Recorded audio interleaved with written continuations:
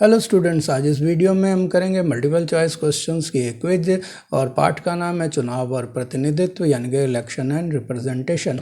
तो ये कक्षा 11 का पार्ट नंबर 3 है। इस पार्ट 2 में हम और 10 महत्वपूर्ण क्वेश्चन ले गए हैं। अगर आप परीक्षाओं में 90+ पाना चाहते हैं तो इस वीडियो को शुरू से आखिर तक देखना ही नहीं है बल्कि आपको खेलना भी है और इसके जो है क्वेश्चंस के नोट्स बना के भी अपने पास रखने हैं। तो शुरू करते हैं क्विज को। पहला क्वेश्चन है, निम्नलिखित में से कौन सा तर्क सार्वभौमिक वयस्क मताधिकार के खिलाफ है, यानी कि उसके अगेंस्ट जाता है सार्वभौमिक वयस्क मताधिकार के। Which one of the following argument is against the universal adult franchise. तो ए जो है कि यह एक लोकतांत्रिक है, यानी कि ये जो व्यवस्था है ये लोकतांत्रिक है, इट इज़ डेमोक्रेटिक। और बी जो है ये राजनीतिक समानता सुनिश्चित करता है, यानी कि इट एंश्योर पॉलिटिकल इक्वालिटी। और सी है कि यह लोगों को राजनीतिक रूप से जागृत करता है, यानी कि it makes people politically awakened. और डी जो है ये राष्ट्रवाद का विरोध करता है, यानी कि इट इंक्लूड्स एंटी नेशनलिज्म। तो इसमें से आपको बताना है कि ए, बी, सी और डी में जो तर्क दिए गए हैं उनमें से कौन सा तर्क जो है सार्वभौमिक वयस्क मताधिकार यानी कि यूनिवर्सल अडल्ट फ्रेंचाइज के खिलाफ जाता है। तो उसके लिए आपका समय शुरू होता है अब।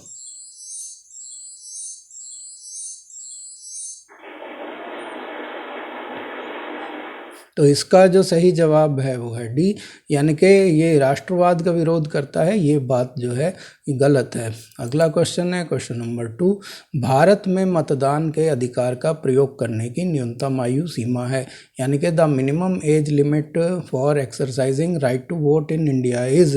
ए जो है 18 वर्ष यानी कि 18 ईयर्स, बी जो है 25 वर्ष यानी कि 25 ईयर्स, सी जो है 21 वर्ष यानी कि 21 ईयर्स और डी है 20 वर्ष यानी कि 20 ईयर्स। तो आपको बताना है कि भारत में मतदान की न्यूनतम आयु जो है वो कितनी है। उसके लिए आपका समय शुरू होता है अब।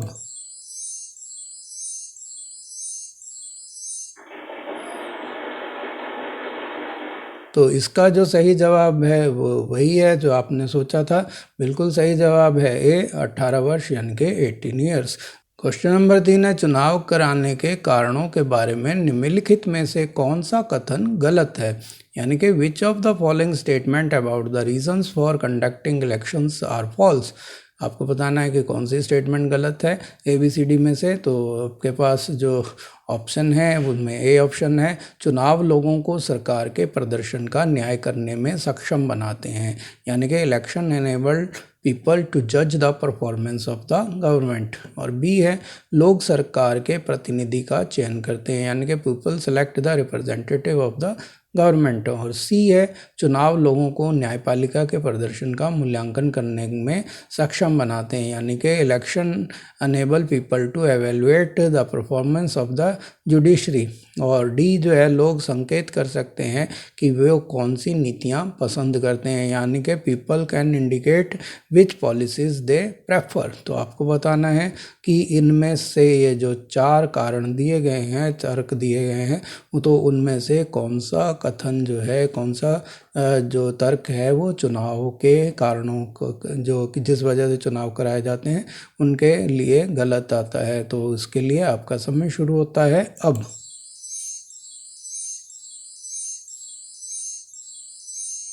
तो इसका जो सही जवाब है वो है सी, चुनाव लोगों को न्यायपालिका के प्रदर्शन का मूल्यांकन करने में सक्षम बनाते हैं, क्योंकि इस चुनाव कराने से लोगों को ये अधिकार नहीं मिल जाता कि वो न्यायपालिका का जो प्रदर्शन है उसका मूल्यांकन कर सकें। बाकी के सारे जो हैं वो सही हैं, यानी कि ए, बी और डी जो है वो चुनाव कराने के सही कारण हैं और जो है सी कारण जो है इसका लिए नहीं है।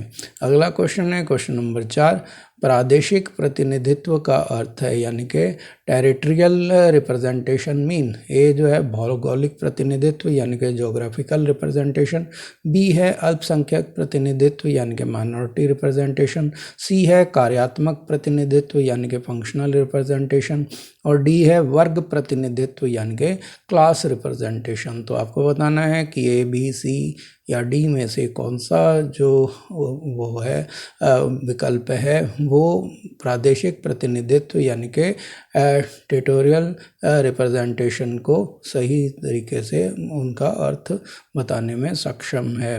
तो उसके लिए आपका समय शुरू हो रहा है अब।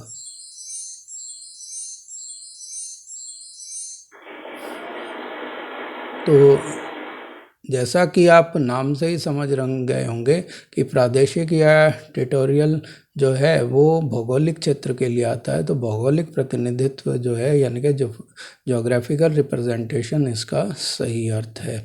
अगला क्वेश्चन है क्वेश्चन नंबर 5। निम्नलिखित में से कौन यह कहने का एक अच्छा कारण नहीं है कि भारतीय चुनाव लोकतांत्रिक हैं। यानी कि इसमें जो कथन ABCD में दिए गए हैं उनमें से कौन सा जो कथन है वो एक कारण नहीं बताता कि भारत में चुनाव जो है वो लोकतांत्रिक तरीके से होते हैं या लोकतंत्र को मजबूत करते हैं। तो which of these is not a good reason to say that Indian elections are democratic. तो ऑप्शन ए है दुनिया में भारत में मतदाताओं की सबसे बड़ी संख्या है यानी कि India has a largest number of voters in the world. और बी है भारत का चुनाव आयोग बहुत शक्तिशाली है यानी कि India's election commission is very powerful. C है भारत में 18 वर्ष से अधिक आयु के प्रत्येक व्यक्ति को मतदान का अधिकार है यानी कि in India everyone above the age of 18 has a right to vote. और डी जो है भारत में चुनाव हारने वाले पक्ष चुनावी फैसले को स्वीकार करते हैं यानी कि in India the losing party accept the electoral verdict. तो आपको बताना है कि ABC और डी जो कारण दिए गए हैं इनमें से कौन सा कारण जो है वो भारतीय लोकतांत्रिक चुनाव प्रणाली जो है उसके अगेंस्ट है यानी कि उसका एक अच्छा उदाहरण नहीं बता रहा है। तो उसके लिए आपका समय शुरू होता है अब।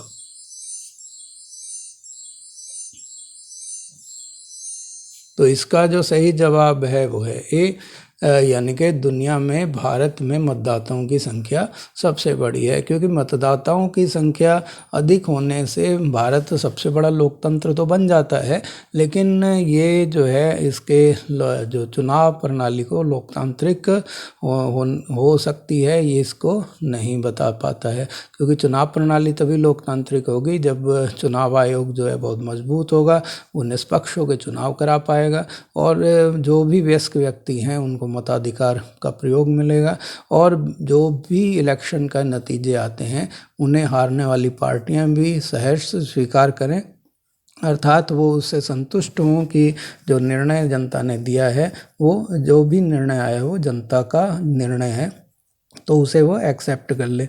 तो इसीलिए ए और जो है वो कारण इसके अगेंस्ट जाता है, बाकी BCD जो है वो लोकतांत्रिक प्रणाली को मजबूत की देते हैं। क्वेश्चन नंबर 6 है निम्नलिखित में से कौन जो है प्रत्यक्ष लोकतंत्र के सबसे नज़दीक बैठता है। ऑप्शन ए है परिवार की बैठक में होने वाली चर्चा यानी कि परिवार के जब सब लोग आपस में बैठ के बात करते हैं एक दूसरे की बात सुनते हैं तो वो एक लोकतांत्रिक प्रणाली है। Discussion to be held in family meeting. या बी जो है कक्षा संचालक का चुनाव यानी कि selection of class monitor. C जो है किसी राजनीतिक दल द्वारा अपने उम्मीदवार का चुनाव यानी कि election of the candidate by the political party. और डी जो है मीडिया द्वारा करवाए गए जनमत संग्रह यानी कि रेफरेंडम कंडक्टेड बाय मीडिया। तो आपको बताना है कि ABCD में से कौन सा जो विकल्प है वो इसका सही जवाब है। उसके लिए आपका समय शुरू होता है अब।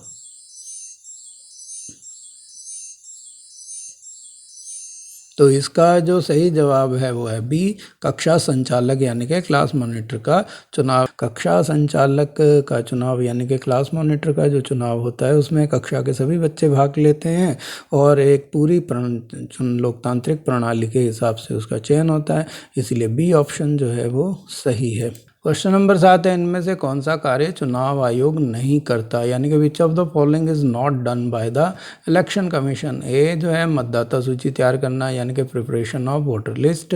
बी जो है उम्मीदवारों का नामांकन यानी कि नॉमिनेशन ऑफ कैंडिडेट्स।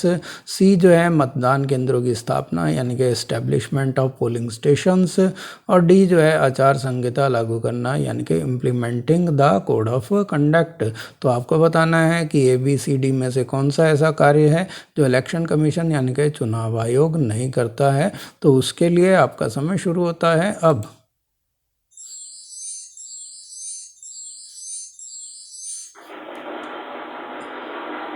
तो इसका जो सही जवाब है वो है बी, यानी कि उम्मीदवारों का नामांकन, नॉमिनेशन ऑफ कैंडिडेट्स। अब आइए देखते हैं कि ये कैसे है, क्योंकि चुनाव आयोग जो है मतदाता सूचियां तैयार करता है, वोटर लिस्टें बनवाता है। जब इलेक्शन का टाइम होता है तो अलग अलग सरकारी संस्थाओं में या प्राइवेट संस्थाओं में जैसे स्कूलों आदि में मतदान केंद्रों की स्थापना करते हैं और इलेक्शन से जो है पहले आचार संहिता भी लागू कर दी जाती है। तो इस तरह से ही ए, सी और डी काम तो चुनाव आयोग के हैं, लेकिन उम्मीदवारों का नामांकन जो है, नॉमिनेशन ऑफ कैंडिडेट्स, या तो वो स्वयं कराते हैं या उनकी पार्टी की तरफ से उनका जो चयनित उम्मीदवार होते हैं वो खुद कराते हैं। अगला क्वेश्चन है क्वेश्चन नंबर 8। निम्नलिखित में से कौन सी राज्यसभा लोकसभा के सदस्यों के चुनाव की प्रणाली में समान है, यानी कि कौन सी ऐसा तरीका है जो राज्यसभा लोकसभा में दोनों में ही समान रूप से होता है। तो जो है विच of the following is similar in the system of election of members of Rajya Sabha and Lok Sabha, यानी ऑप्शन ए है 18 वर्ष से ज़्यादा की उम्र के हर नागरिक मतदान करने के योग्य हैं, यानी कि every citizen above the age of 18 years is eligible to vote.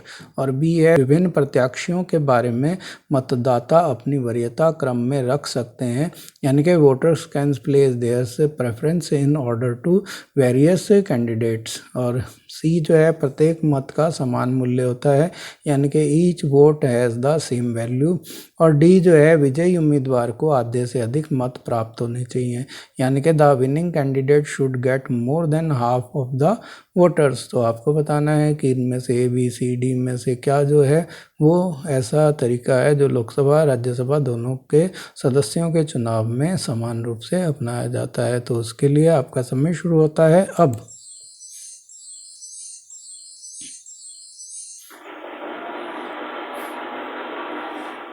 तो इसमें जो सही जवाब है वो है सी, यानी कि प्रत्येक मत का मूल्य जो है वो समान होता है। क्वेश्चन नंबर 9 है भारत को लोकसभा चुनाव के लिए कुल कितने क्षेत्रों यानी सीटों में बांटा गया है। In how many reasons oblique seats has India been distributed for the Lok Sabha election. तो ऑप्शन ए है 543 यानी कि 543, बी है 545 यानी कि 545, सी है 544 यानी कि 545 और डी है 542 यानी कि 542। तो आपको बताना है कि हम भारत के अंदर जो है लोकसभा की कुल सीट कितनी सीटें हैं, उसके लिए आपका समय शुरू होता है अब।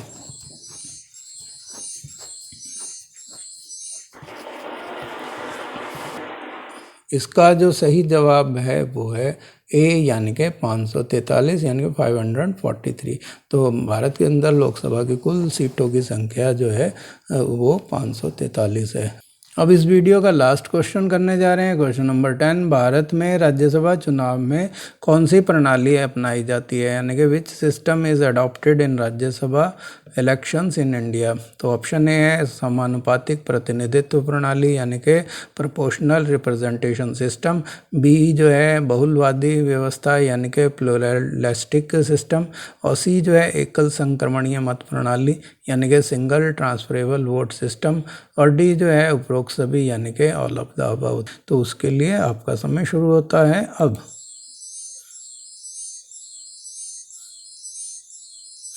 तो इसका जो सही जवाब है वो है सी, एकल संक्रमणीय मत प्रणाली। तो सिंगल ट्रांसफरेबल वोट सिस्टम जो है उससे भारत में राज्यसभा चुनाव होते हैं। अब आपने इस वीडियो को देखने के लिए अपना कीमती समय दिया, उसके लिए आपका धन्यवाद। अपना स्कोर को कैलकुलेट कीजिए और कमेंट बॉक्स में लिख कर बताइए कि आपके 10 में से कुल कितने अंक आए हैं। और वीडियो पसंद आए तो इसे लाइक कीजिए और अब ज़्यादा से ज़्यादा इसे अपने साथी दोस्तों के साथ शेयर कीजिए। और अगर आप मेरे चैनल पर नए हैं तो इसे सब्सक्राइब करना बिल्कुल ना भूलिएगा। धन्यवाद।